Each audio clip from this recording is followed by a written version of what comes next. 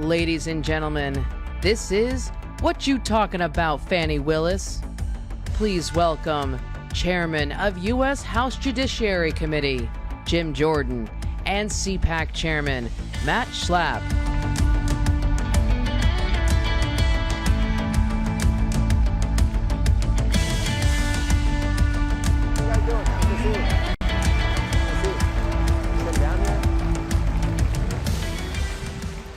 Hey guys. Can you imagine? I get to ask Chairman Jim Jordan questions. You're usually the one. Well, okay, so let's start off with what's on a lot of people's minds. You know, does she not understand we can still be friends, but the love is over? Does Nikki Haley not kind of get what we're saying? I didn't know that was going to be a question. I told you I threw you a curveball. Yeah, you're well, look, President Trump's going to be our nominee. I think he's going to win. He's the one president, certainly in my lifetime, who did more what he said he was going to do than any president I've ever seen. And I love the line. When we talk about the weaponization of government, just look at President Trump and the escalation that the left and the government have taken to going after this guy. I mean, it started with the spying on his campaign, then it was the Mueller investigation, then it was impeachment, then it was a raid on his home, then it was the 14th Amendment. It's 4 different, 2 state cases, the 2 federal cases, all the indictments. It's gotten ridiculous, but he has a great line, and you've all heard him say it. He says, they're coming after me because I'm fighting for you. And that is so true, and that's why I so appreciate President Trump. So, yeah, let's get behind President Trump and let's win this thing. Get this thing on, huh? Yep. He actually changed it. When we were out in Iowa, he changed it. We were at this nice rally he did when it was like minus 20 degrees out there, and he still had people showing up to hear him. But he changed the line. He said, they're coming after my freedom because I'm fighting for yours. And I told him, I said, I like that even better because it is so true, so accurate, what we see with the federal government, these agencies, what they're doing to we the people. And he is fighting for us. And so let's get behind him and make sure he wins in November. I'm not sure if Jimmy Kimmel understood what the title of this conversation is. What You Talking About, Willis? Fani Willis. Did she get back to you today? Yeah, we subpoenaed her. Not yet. I just talked to our staff. Wait, is she supposed to get back to you today? Yeah, she's supposed to get documents to us. Well, did you hear from her boyfriend? We haven't. So I was talking about this in the office, and I said Fani Wade, and it was like a Freudian slip, like Fani Willis and Nathan Wade. So no, we haven't heard back from her yet. We'll see what we get from her. But there's a whistleblower in her office who we have talked to, the committee staff. Yeah, and she, the whistleblower, I think she's like 4'11", but Fani Willis had 7 police escort her out when she fired this lady, because this lady raised the concern that Miss Willis was not spending federal funds and not following the grant, the rules of the grant and the grant dollars in the appropriate manner. So she raised this concern, and then Fani Willis fired her. She's now talking with our office, and we'll see where that goes. And that's why we subpoenaed for records and documents related to this. We'll see what we get. There's still a few hours left in today. She also was interesting. She, instead of accepting service on the subpoena, she made us send the U.S. Marshals. Even though our office had talked with her office, we've had correspondence back and forth, she made the U.S. Marshals take the subpoena there. So go figure. This is Fani Willis, and we all saw her, I think, her attitude on display when she took the stand a few weeks ago. I thought it was a skit, but I think it actually was real life. It was real. Real. We sent out a tweet that said, we didn't invite Fani Willis to CPAC, but there is a Fani sandwich with a chaser of Grey Goose vodka if you have enough cash, ready cash in your pocket. Yeah, the comedy routine from Mr. Schlapp coming out today. That's awesome. It's been a long year, Jim. Well, but we appreciate what you do. We appreciate what CPAC has meant for conservative principles for a long, long time. Thank you. It means a lot. So do they. You're a hero to a lot of us for a lot of reasons, but you have 100% rating in our scorecard. You've had, as you have now, in positions of importance, big titles, just always do the right thing. And you always vote right. Well, how come you don't wander off and get this kind of Potomac fever like everyone else gets? I mean, you're being kind. But is it because you're not a senator? There's lots of good senators, too. I appreciate that. Look, I say this all the time. You probably all heard me say it. I think we make the job way too complicated. You're a member of Congress, you're in public office. It's really, your objective is really pretty basic. What'd you tell the voters you were going to do when you put your name on the ballot, you ran for the office? If they, in fact, elect you, go do what you said. Go fight for the things you told them you were going to. That's how this compact works between the elected officials and the people we get the privilege of representing. And I try to remember that when I think about the people in West Central, North Central Ohio, and the 4th District. Anybody here from Ohio?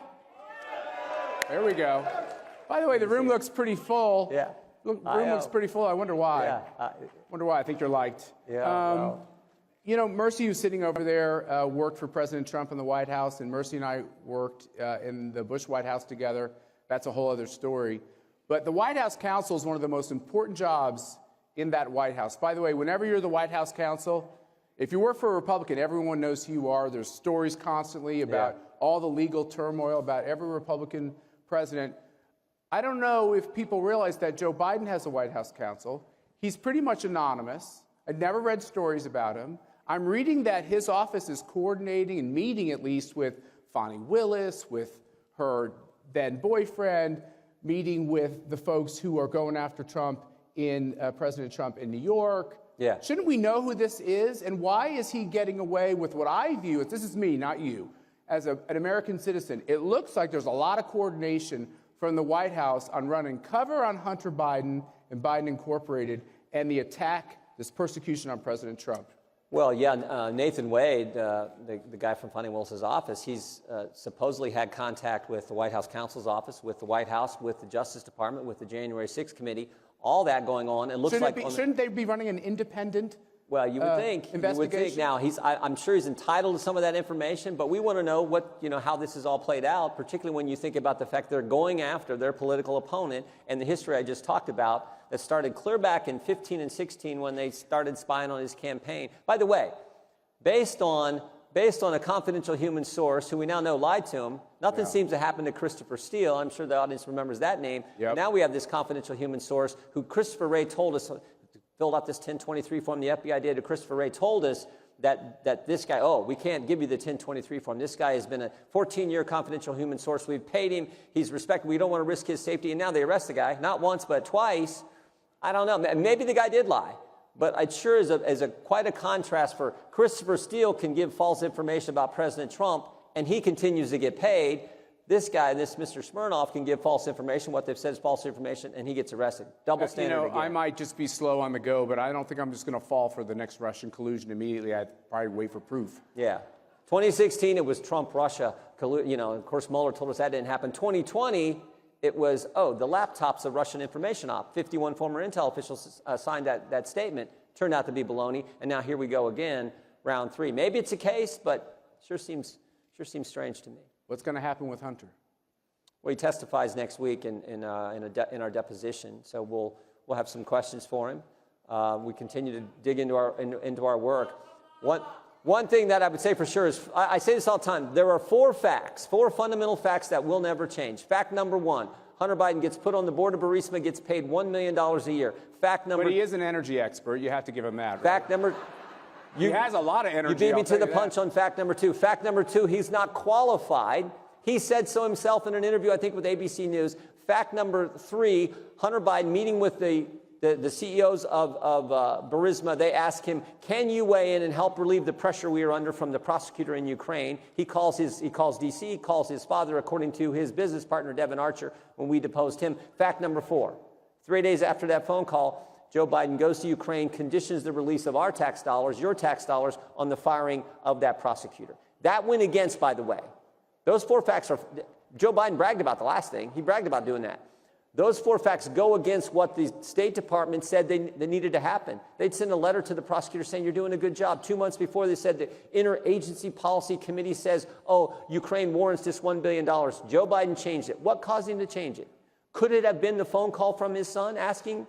And Joe Biden gets this guy fired who's applying the pressure to the company that Hunter Biden sits on the board of, making $1 million a year. That's not supposed to be how things operate, but those facts are fundamental. So regardless of what the Democrats say about this confidential human source, those facts don't change. I just want to go back to the previous question and say the White House counsel is Ed Siskel. I'm not accusing him of doing anything wrong, but I do think there's a lot of wrongdoing associated with the attempt to imprison Joe Biden's general election opponent, and I think we ought to know who the man is. I think we ought to answer some questions. And I want to know why the Biden administration and the Biden White House doesn't recuse itself from questions concerning their own campaign. It seems like a very basic thing, and I think that the people of CPAC, let's start asking questions about Ed Siskel. You agree?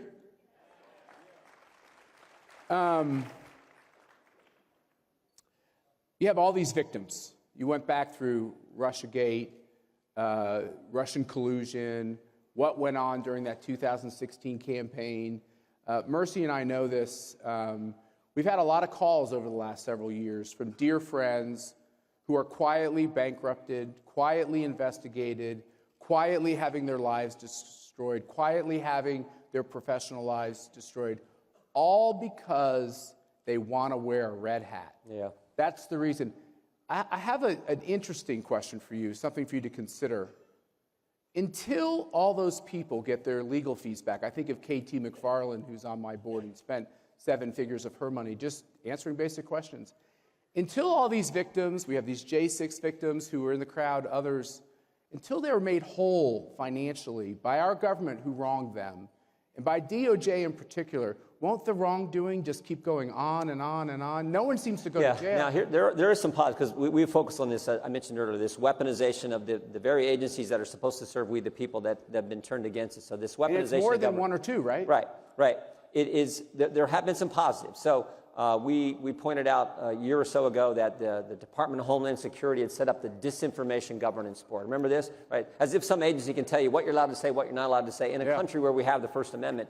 But they were attempting to do this. We made such a big issue of this. You guys helped all kinds of conservatives around the country that they got rid of that board. So there's sometimes just by drawing attention to the ridiculous things that are going on, you can make a difference. Another example, the IRS announced 4.5 months ago that they would no longer be making unannounced visits to American citizens' homes.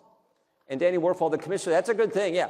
Danny Werfel, the commissioner at the IRS, said, well, we're doing this because we're concerned about the safety of our agents. Baloney. Baloney, they're doing it because we caught them knocking on Matt Taibbi's door at the very moment he was testifying in front of the Select Committee on the weaponization of government. Now, you can't make this up. He's testifying, talking about, and Democrats are asking about to reveal his sources, attacking First Amendment free press rights. While he's explaining to them why you can't do that in this country, why he didn't have to divulge his sources, the IRS agent was knocking on it. Turned out they actually owed him money. It wasn't the other way around. Go figure. So sometimes just by highlighting these things, you can have an impact.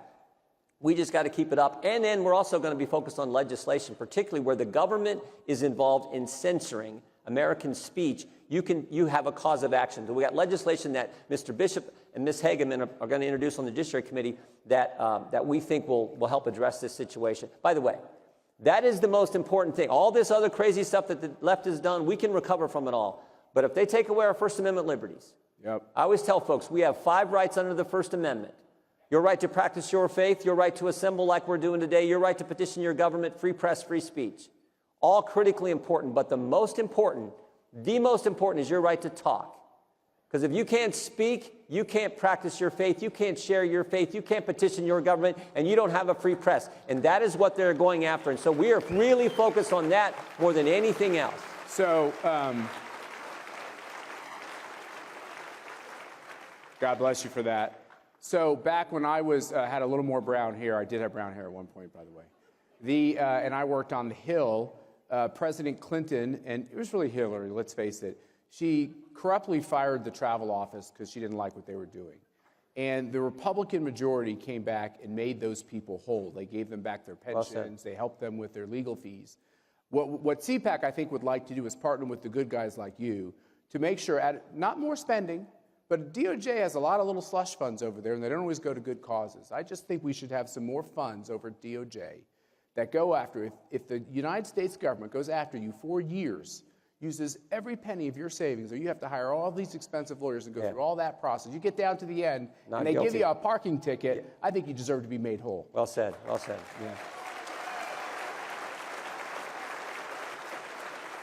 Finally, talk about these First Amendment freedoms. By the way, freedom of the press is not the first one. Sorry, guys in the back, but they always think it's the first one. But it's a very important one. Sure is. Catherine Herridge, what is going on? Well, we're trying to dig into this, but what happened here looks really, really wrong in my judgment, because they've grabbed everything. So this is her sources, her information. And that is just does not happen when you're talking about the press. We're talking about what CBS, just as this breaking story, CBS fired Catherine Herridge, who, by the way, has done an amazing job, an amazing journalist, fair journalist, and grabbed her stuff. I mean, literally grabbed her stuff. So this is, again, I think this further encroachment by folks on the left, which now unfortunately controls the Democrat Party, this encroachment on First Amendment rights. And, you know, think back to COVID. They told Americans, we had governors and mayors tell Americans, you can't go to church on Sunday. In America?